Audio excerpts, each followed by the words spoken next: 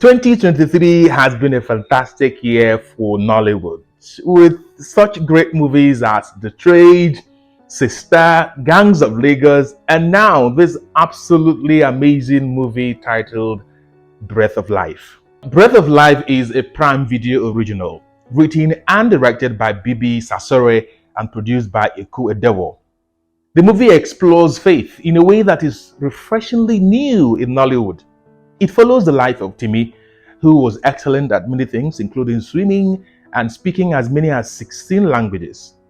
Timi became the first African clergyman in the Church of England, married, had a daughter, before unfortunately tragedy struck through a local thug called Baby Fire, who wiped out Timi's entire family, forcing him to turn into a misanthrope for over 30 years until Elijah, whom Timi employed as a houseboy, came along and reawakened his faith and purpose.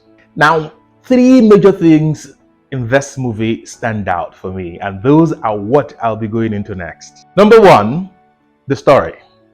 Now, the story is unlike what we are used to in Nollywood. This one feels a bit Western in a good way.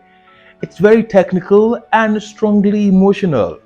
Plus, it doesn't need senseless violence or needless nudity to hold the attention of the viewer. So that's huge credit to the writer. Number two is acting. Now, Wale Ojo, that is Timi, and Chimezie, that is Elijah, aced their roles. Now, this doesn't mean that the other actors weren't good. However, these two, for me, were the standout performers because the transformative relationship that eventually transpired between them was the soul of the movie. It goes beyond the movie to speak hope and purpose into the minds of the viewers, projecting love and underlining sacrifice. This, for me, is one of those rare cases where art is able to instruct and still remain art without morphing regretfully into a full-blown religious space. So it's very impressive for me. Number three is that the balance between spirituality and reality is very impressive. Now, when the gun couldn't fire as Timi tried to kill himself, I thought it was very strange, given that there was nothing yet spiritual about the movie. And then Timi did not even fall ill after he drank bleach. I didn't understand where the movie was driving at. In the end, though, it all made sense. Timi had been prepared for unbelievable things from the very beginning. I mean, he could stay underwater for illogically long duration, something that no one could do.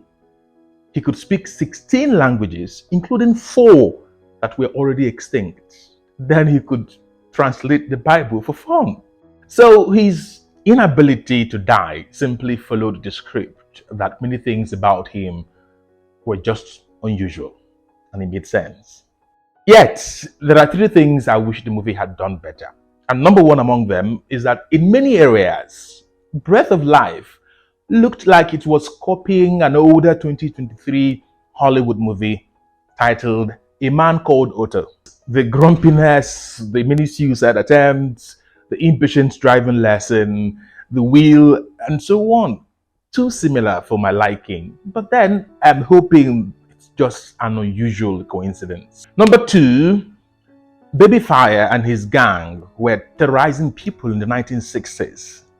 Yet, the bikes he and his gang members used were bikes that did not exist in Nigeria until around 2010 or thereabouts. That's about 40 years later. Now, those bikes are what we use for commercial transportation today. So how could Baby Fire and his gang be using them back in the 1960s? Number 3, when Anna was locked in her room by her father, I saw how modern her room looked. The room even had a big flat screen TV, and this was supposed to be sometime around the early 90s or so.